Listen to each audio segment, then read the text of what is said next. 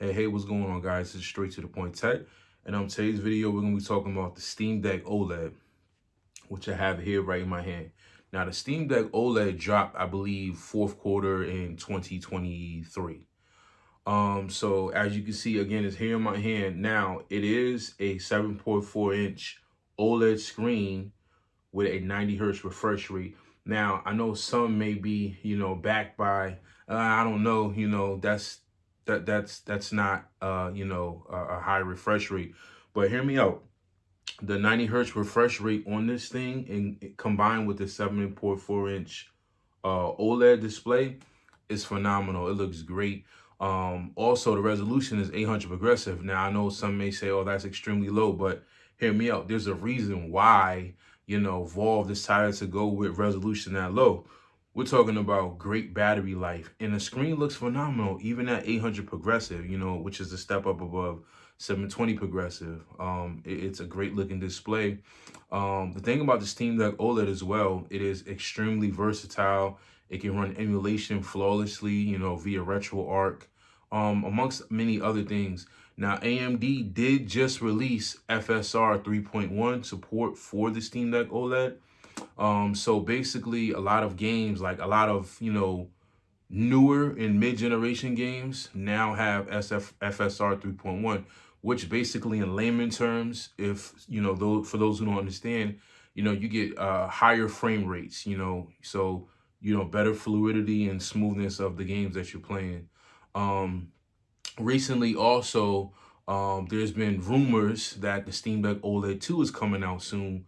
But there's been a lot of speculation, no one really knows or has any concrete information exactly what the specs are going to be. But in my opinion, I believe the Steam Deck OLED will be supported for a while and will still stand the test of time when the Steam Deck OLED 2 drops.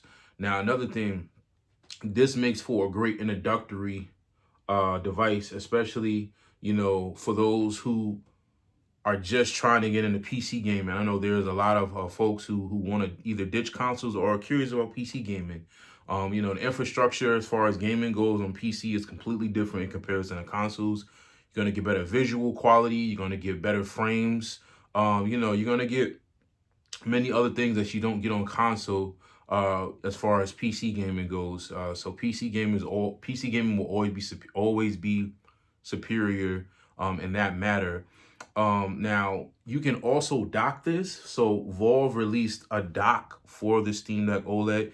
Now there are many third-party docks that you can use, that you can hook up. Behind me I have an LG C3 OLED. I've hooked it up to my television. I mean, it looks great.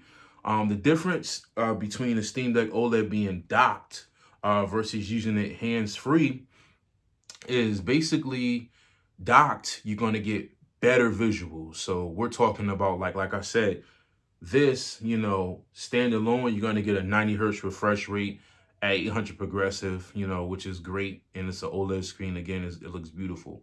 But docked, like for example, on my LG C3 OLED behind me, I can get up to 4K at 120 hertz. Now hear me out. A lot of games really don't need to run at 4K 120 hertz. You can, but there may be some, mishaps and stuttering and things of that nature along the way, even though, you have it docked, because you're going to really be taxing the GPU. However, though, at 1440p at 100 hertz or, even 120 hertz, games look incredible. I mean, they look breathtaking. Like I said, this is an introductory PC device. So, you're looking at something that, is going to give you that feel. And then once you decide to step up and purchase your own rig and then go from there, you'll kind of know what to expect, moving forward when you decide to invest more money into specifications for your gaming PC, being that you had the experience with the Steam Deck OLED. But this device, I praise it a lot because it's very versatile. It's a versatile device. I mean, again, Valve went with the 800 progressive screen specifically because you're going to get better battery life, and it's an OLED screen. And again, it still looks good. Another thing is if they would have went with a 1080p display or, a 1440p or 4K, we're talking about, the device being much more expensive than what the cost is now. And then we're also talking about the device battery being, abysmal. Who wants to be playing a game, for 1 hour and 45 minutes and then, it just completely shuts off? No one wants that, so you got to sacrifice, a lot of hardware if you want a device sometimes to run efficient and effectively, especially a gaming device like this, that you can carry with you, along the way. But again, this device is great for someone who travels a lot. Again, someone who, is trying to get into PC gaming. They want to introductory to PC gaming. This is a great device. It's versatile. The battery life was phenomenal. I mean, there's so many things that you can do with this device. I'm sure I'm missing, some things, but it's a lot, and again, this device gets my stamp of approval.